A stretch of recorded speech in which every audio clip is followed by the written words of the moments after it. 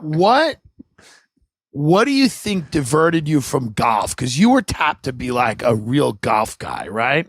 Yeah, I mean, I was all state in high school, and I played in college. The problem is, dude, is freshman year of college, my family left, and I didn't have any friends, and that's when I stopped going to church. And so I had a huge falling out with them, you know, because my dad's very upset, my mom's upset. I was going to a Christian college where everyone was Christian.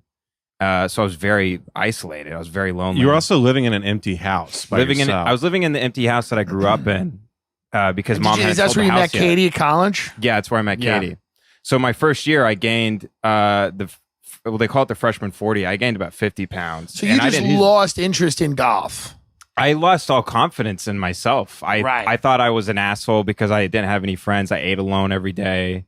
And there were like days where I would lay my head on my pillow and I'd realize that I hadn't opened my mouth that day. I hadn't spoken to anybody. I just didn't have any friends. So that's the good old days. So the first year of playing golf. God, it's so funny. I'm such a loud I've never had that day. I've never went to bed and went, every day I go to bed, I'm like, I've said at least 4,000 words today to strangers if I have to. People at bus stops. You at a Buddhist temple, you just. I was the only guy like on a bus stop talking about how great George W. Bush was.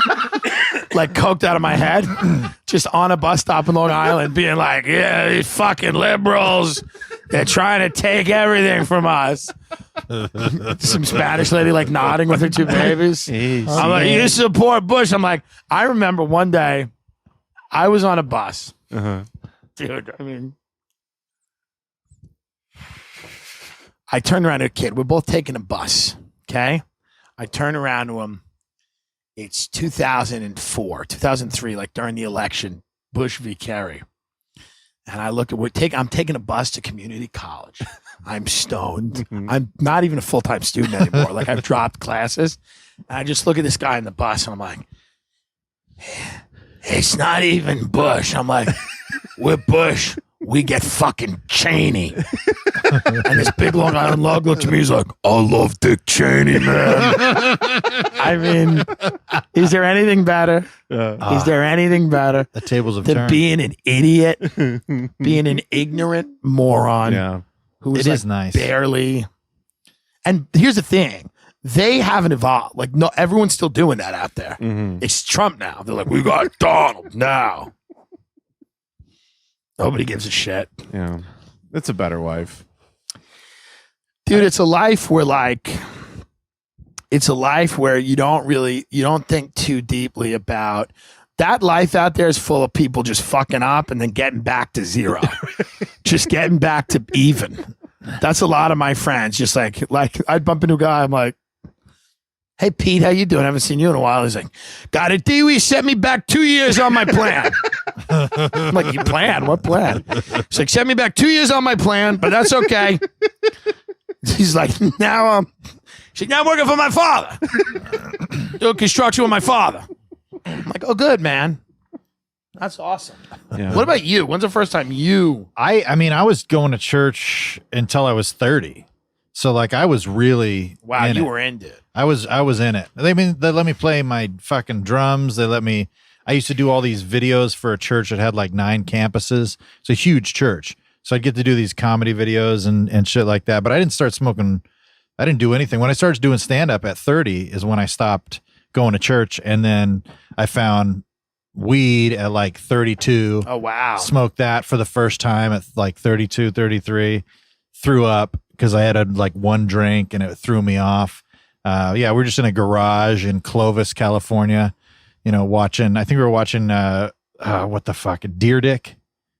What's that? Rob Dyrdek show. Fantasy Factory. We're watching fucking Fantasy Factory. You had your 20s and your 30s. I really, dude, I 100% did. I 100% did. Okay, I'm like, when's the first time you smoked weed? Kevin's like, I was 46. 46 years My old. late 40s. Late 40s. The golden years. No, I waited for a long time and then I fucking jumped in. It's like that movie Being There. You got to do it. You got to do it, bro. And when I started smoking weed, I started finding my other buddies that I'd been friends with at church. Yeah. There were, some of those guys would smoke weed too. Yeah. And so some of my favorite times were just like sitting on the side of a field on a camping trip, just fucking high as a kite. Yeah, dude. Calling each other gay for 6 hours, just like. The one thing I never got into was camping. Like, that was a big thing. People used to do. Dude, I wasted psychedelics like nobody. I wasted psychedelics like nobody's business. Dude, I hear all these stories about the way people used to do psychedelics. Yeah. They're like, I took shrooms and I went to the woods, man. And I realized nature. Dude, I remember the first time I was on shrooms. I was in maybe not the first time. A few of the times I would go to the beach. I would do the right thing. Right. But I remember being on acid. This was when I was on acid. I was in the Garden City Hotel, which is like a high-end hotel in Long Island. Right. And I was on acid. And I had this like dumb little suit jacket on. And I was turning around a guy next to me. I'm like, people in Rockville Center, which is another town. I'm like, they don't have any fucking money, these people. Totally, like the whole thing was lost on me. That's your grand I like doubled down on materialism, being high. I'm like, you know where these trails look good? Louis Vuitton. Like, I took DMT, it didn't work. I went to the other side. I started telling the aliens. I started trying to sell them. You're like, capitalism's the way. I started selling them timeshares. The entities are sitting down. They're like, well, that does make sense. I do like going on vacation. Dude, the second time I did mushrooms, we were camping at the bottom of a canyon and it started raining. And so it's literally flooding. Like, we're in the camper. We look out, all our shoes have flowed out with just this river that came out of nowhere. I'm on shrooms. I go outside. I take my shirt off. I take my shoes off. Yeah. And I'm like running. My friends are like, you're running to the top of the hill, like spinning around. I'm like, we'll be fine. Like, we're going to be fine. Right. And then they're like, well, we should leave. We wouldn't literally talk to the trooper there, whatever the fuck they call the guys. And he's like, yeah, you'll be fine. We got a tarp. It was beautiful. It was beautiful. I dug a channel from like where our camping was into the natural river, saw it flow, and I'm just like telling my buddies, like, see, it all works out, guys. You're about to kill yourself. Yeah. Yeah, you're about to end your own life. You've got a knife at your throat. Yeah. I think the first time I went camping, Yeah. it like turned me off to camping. One of the first times I went with my Uncle Steve, and my Uncle Steve took me and my little cousin Brendan camping, and it rained for like 48 hours straight. And my Uncle Steve, we just sat in the tent and he listened to National Public Radio the whole time, you know? And he was like, this country's run by war criminals. And I'm like, and later on, ironically, I was very susceptible to that message. But at that point, I was just like, this isn't fun.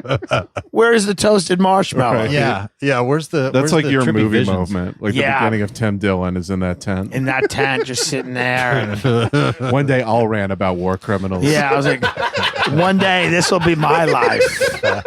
I'll be. He's a fun guy, man. Sometimes at Christmas, he'll be like, I like a little unrest, civil unrest. He's like, I don't want anyone to get hurt, but he's like, there's nothing wrong with a little lamb's blood on the door, you know? And I'm like, all right, we wish you a Merry Christmas. We wish you. I mean, some people have dark lives. It's one of those things where that's where my humor is dark, because I knew dark people. I just knew dark people, and we just the way it was. And, you know, that's why I laugh at the shit I laugh at, and I think shit's fucked up. And Well, because you lived a real life. yeah, well, I live some. I mean, I live some. You know, if you need, go get a potato and put a Marlboro Light in its mouth and watch that, and then press play on your phone.